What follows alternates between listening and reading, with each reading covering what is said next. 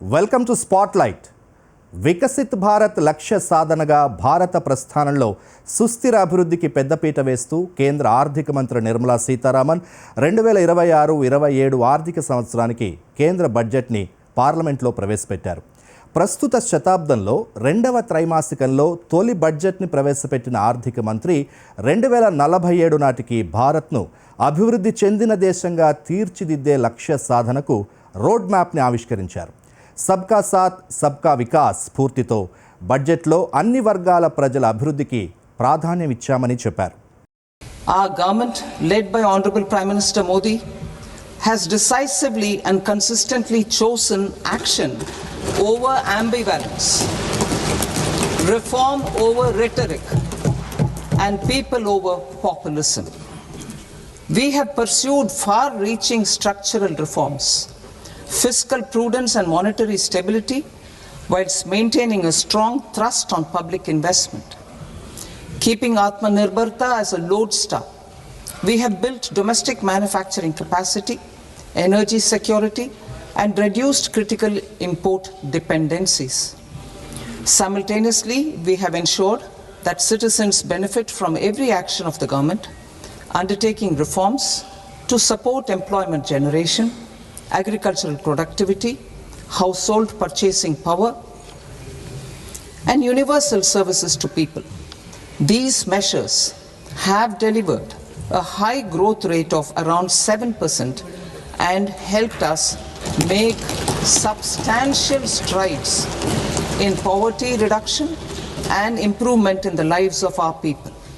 Today, we face an external environment in which trade and multilateralism are imperiled and access to resources and supply chains are disrupted. New technologies are transforming production systems while sharply increasing demands on water, energy, and critical minerals. India will continue to take confident steps towards Viksit Bharat, balancing ambition with inclusion. As a growing economy with expanding trade and capital needs, India must also remain deeply integrated with global markets, exporting more and attracting stable long-term investment. In Viksit Bharat Young Leaders Dialogue 2026, several innovative ideas were shared with our Prime Minister, which have inspired many of the proposals, making this a unique Yuva Shakti-driven budget. Nirmala Sitharaman ప్రవేశపెట్టిన బడ్జెట్పై జాతీయ రాష్ట్ర నాయకులు పరిశ్రమ వర్గాలు స్పందిస్తూ ఈ budget ఏ విధంగా దేశ అభివృద్ధి ప్రయాణాన్ని వేగవంతం చేస్తుందో వివరించారు. ఇప్పుడు వారి స్పందనలు చూద్దాం. ये बजट वर्तमान के सपनों को साकार करता है और भारत के उज्जवल भविष्य की नींव को सशक्त करता है. ये बजट 2047 के विकसित भारत की हमारी ऊंची उड़ान का मजबूत आधार है. साथियों, आज भारत जिस रिफॉर्म एक्सप्रेस पर सवार है, इस बजट से उसे नई ऊर्जा, नई गति मिलेगी. जो पाथ ब्रेकिंग रिफॉर्म्स किए गए हैं, वो एस्पिरेशन से भरे हुए भारत के साहसिक, टैलेंटेड युवाओं को उड़ने के लिए खुला आसमान देते हैं. ये बजट ट्रस्ट बेस्ड गवर्नेंस और ह्यूमन सेंट्रिक अर्थरचना के विजन को साकार करता है.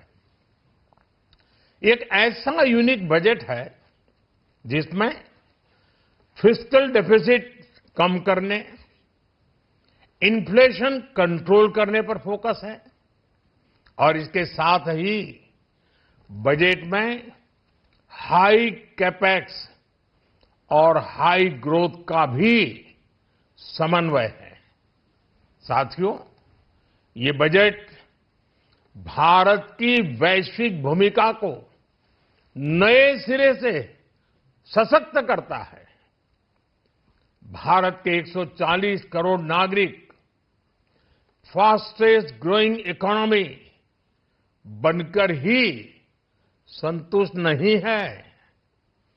हम जल्द से जल्द दुनिया की तीसरी सबसे बड़ी अर्थव्यवस्था बनना चाहते हैं।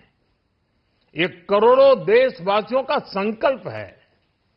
दुनिया के एक ट्रस्टेड डेमोक्रेटिक पार्टनर और ट्रस्टेड क्वालिटी सप्लायर के रूप में भारत की भूमिका लगातार बढ़ रही है।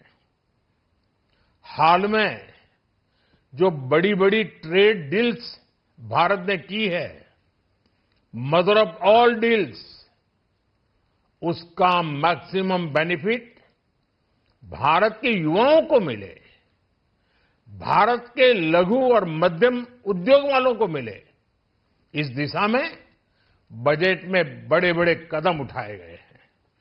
साथियों, इस बजट में मेक इन इंडिया और आत्मनिर्भर भारत अभियान को नई रफ्तार के लिए महत्वाकांक्षी रोड मैप प्रस्तुत किया गया है।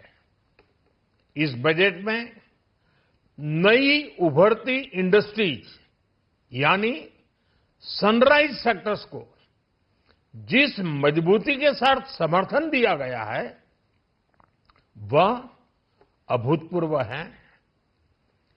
Biopharma Shakti mission, semiconductor mission 2.0, electronic component manufacturing scheme, rare earth corridor का निर्माण, क्रिटिकल मिनरल्स पर बल, टेक्सटाइल सेक्टर में नई स्कीम, हाईटेक टूल मैन्युफैक्चरिंग को बढ़ावा, चैंपियन एमएसएमईज तैयार करना, ये फ्यूचरिस्टिक है, देश की वर्तमान और भविष्य की आवश्यकताओं का ध्यान रखती है। एमएसएमईज को, हमारे लघु और कुटीर उद्योगों को जो समर्थन इस बजट में मिला है वह उन्हें लोकल से ग्लोबल बनने की नई ताकत देगा। साथियों, बजट में इंफ्रास्ट्रक्चर को मजबूत करने के लिए कई बड़े कदम उठाए गए हैं। डेडिकेटेड फ्रेट कॉरिडोर, देश भर में वाटरवेज का विस्तार, high speed rail corridor, tier 2 और टियर 3 शहरों के विकास पर विशेष ध्यान और शहरों को मजबूत आर्थिक आधार देने के लिए म्युनिसिपल बॉन्ड्स को बढ़ावा।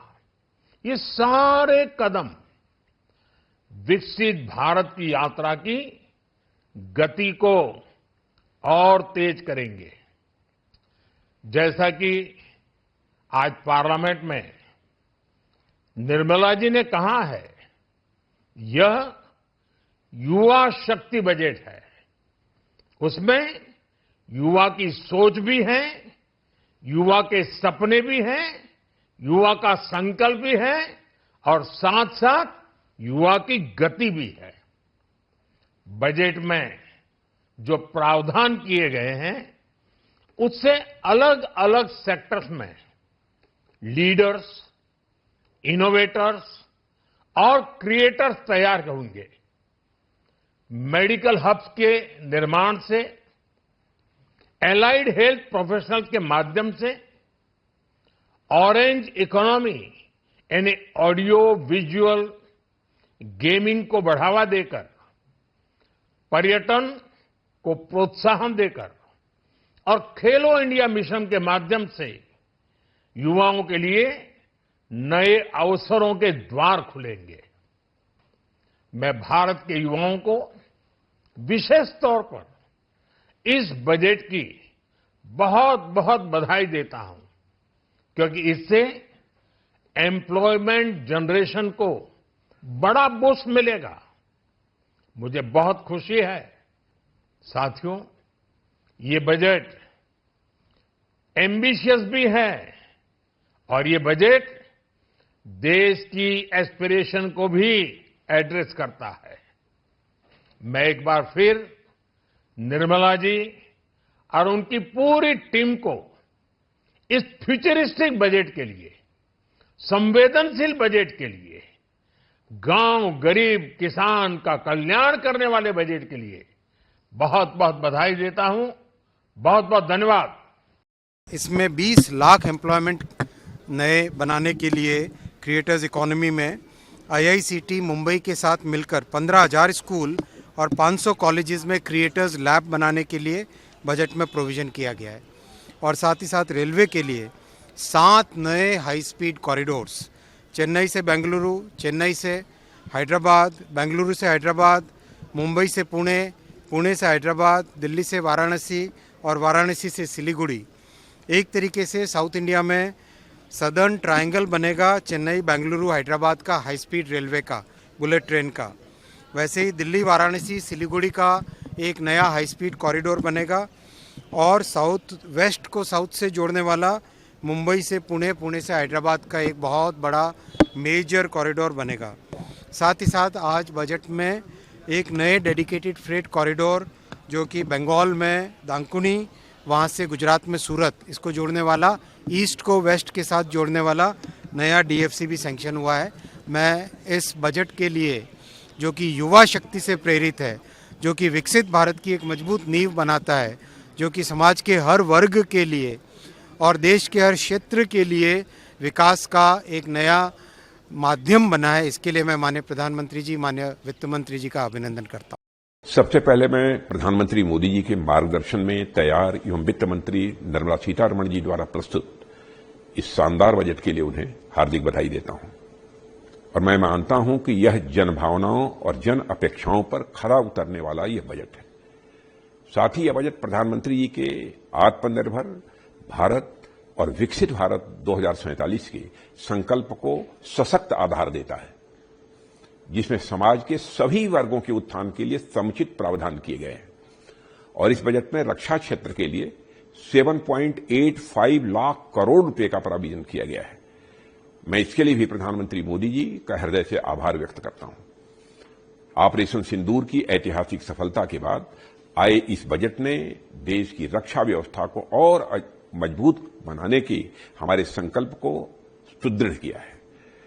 यह आवंटन पिछले वर्ष की तुलना में 15% से भी अधिक है, यानी इस बार भी केंद्रीय बजट का सबसे बड़ा हिस्सा रक्षा मंत्रालय को मिला है।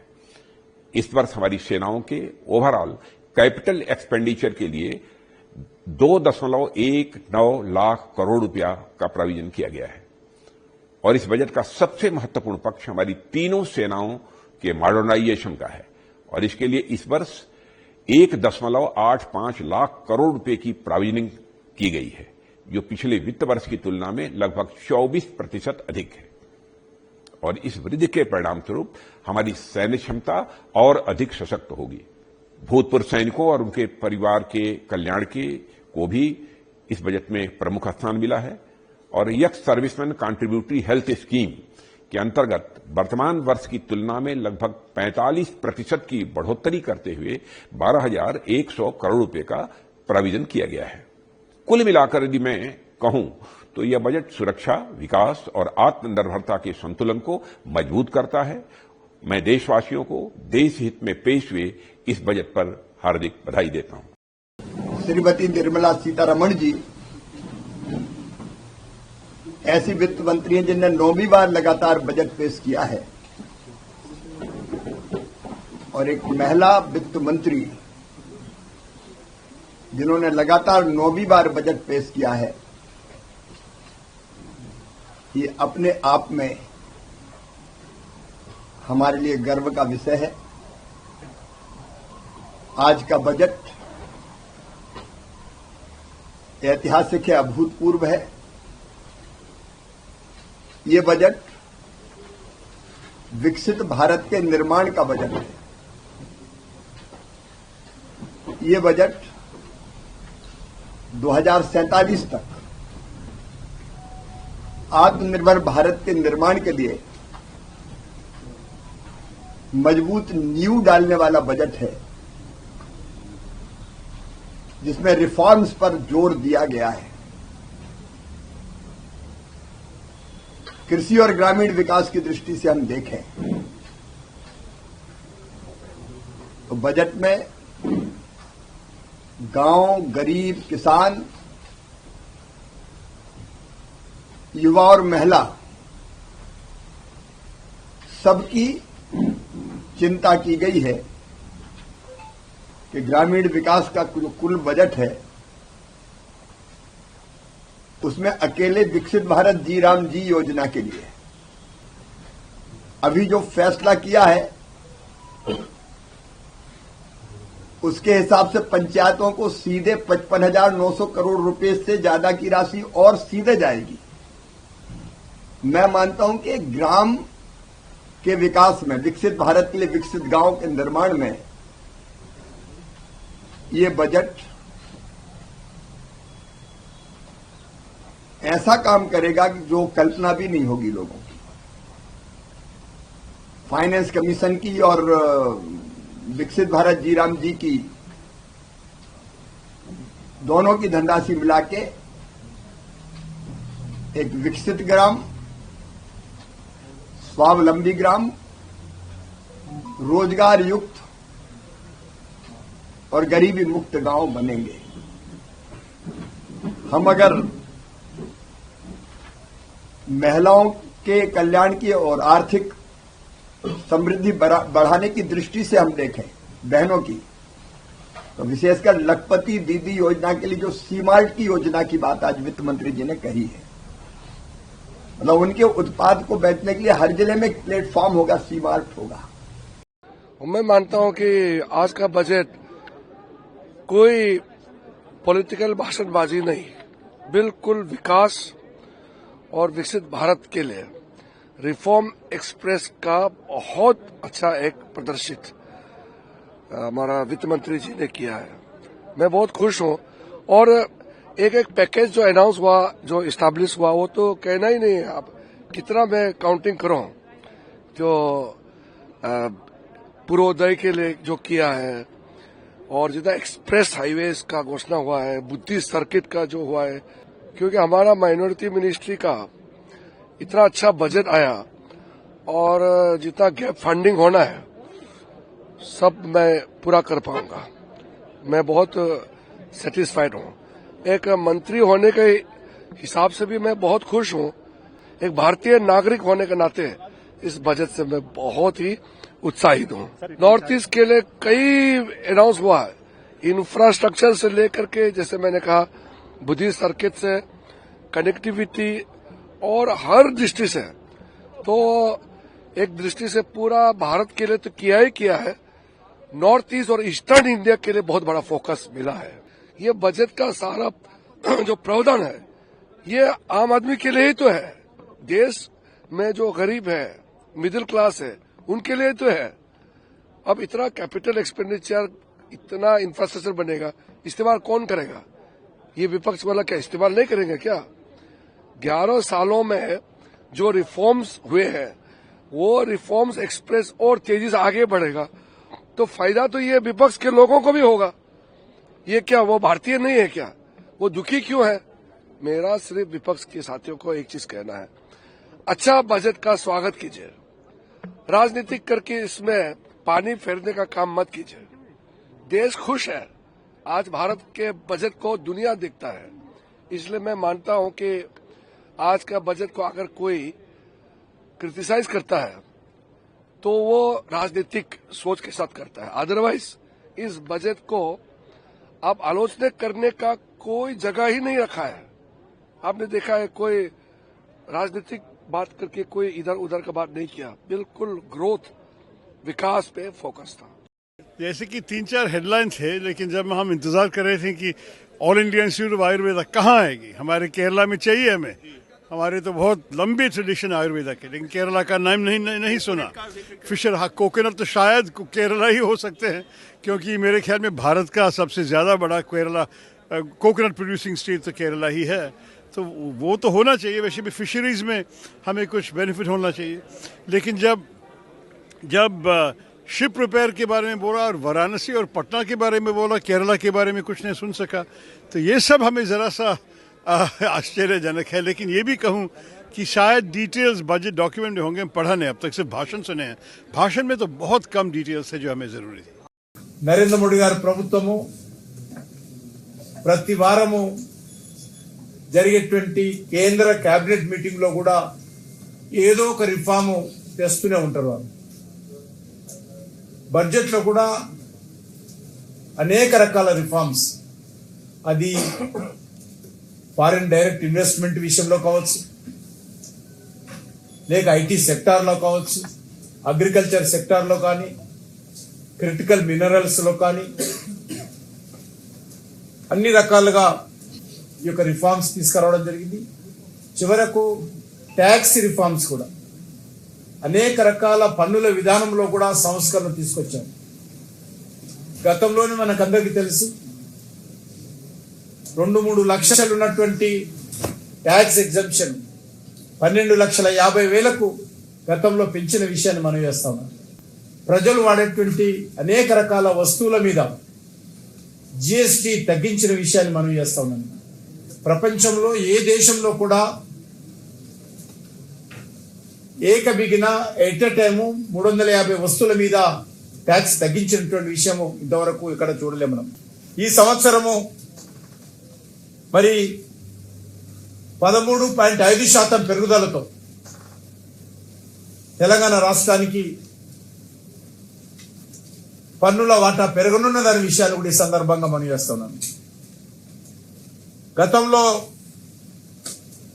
29,280 కోట్లు మన తెలంగాణకు వస్తే, ఈరోజు ప్రవేశపెట్టినటువంటి బడ్జెట్ ఆధారంగా తెలంగాణకు 33,180 కోట్ల రూపాయలు మరి రానున్నదని విషయాన్ని ఈ సందర్భంగా మనం చేస్తున్నాం.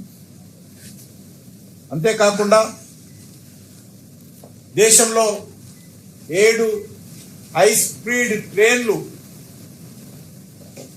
బడ్జెట్లో ప్రకటిస్తే దాంట్లో 3 ట్రైన్లు మన తెలంగాణకు హైదరాబాద్ నగరానికి మరి ప్రారంభం కానున్నాయన్న విషయాన్ని సందర్భంగా మనం చేస్తున్నాం.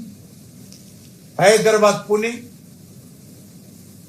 హైదరాబాద్ బెంగళూరు, హైదరాబాద్ చెన్నై 7 3 ట్రైన్లు మన తెలంగాణ రాష్ట్రానికి రావడము నిజంగా నేను గర్వపడతా ఉన్నానన్న విషయాన్ని ఈ సందర్భంగా మనం చేస్తున్నాను.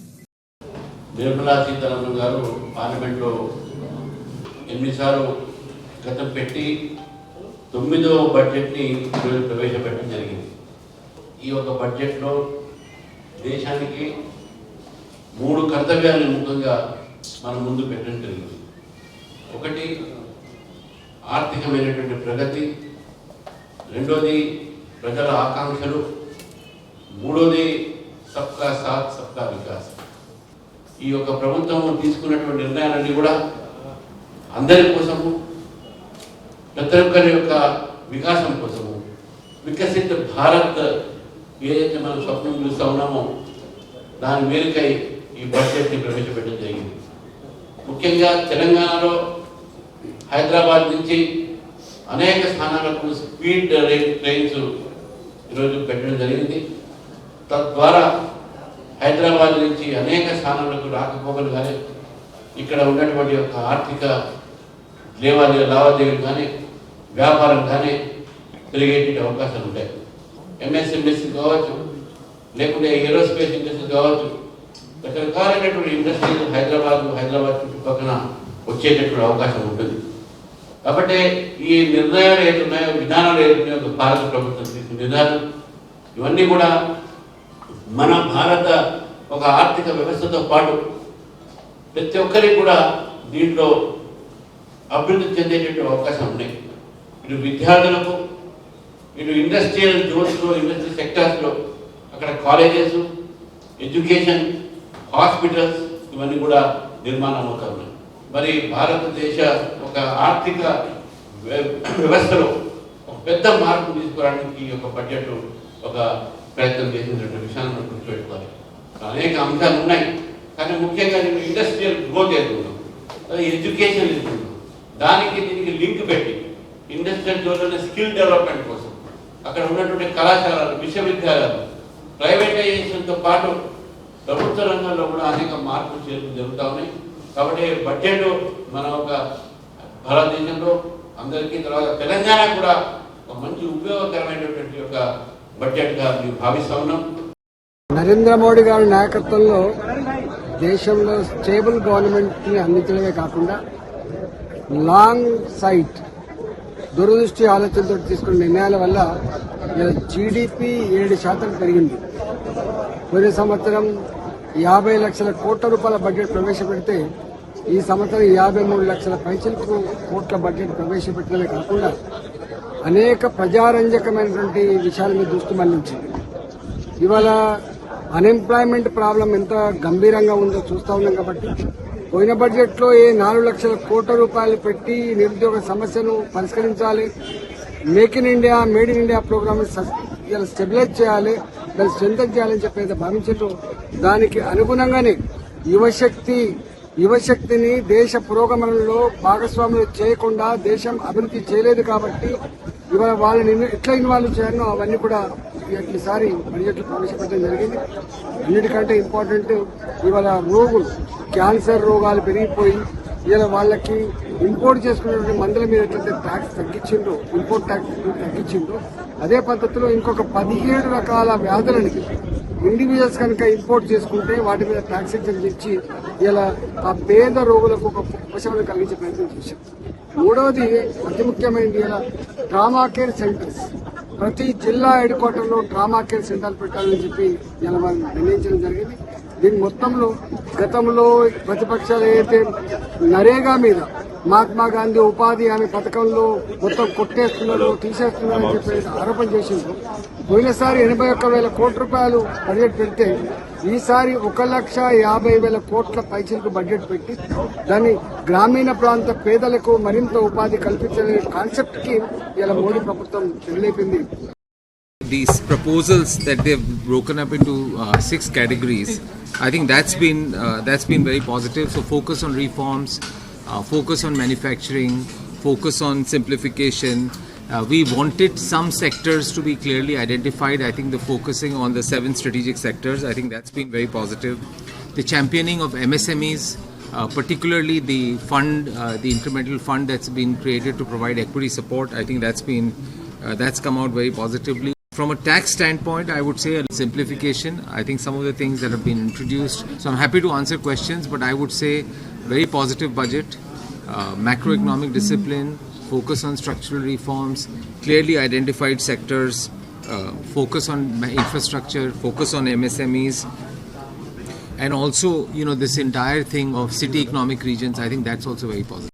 जो बजट है एक जैसे हमें उम्मीद थी कि एक लोक लुभावन बजट नहीं है, बल्कि ये जो बजट का जो मूल आधार बिंदु है वो है ग्रोथ.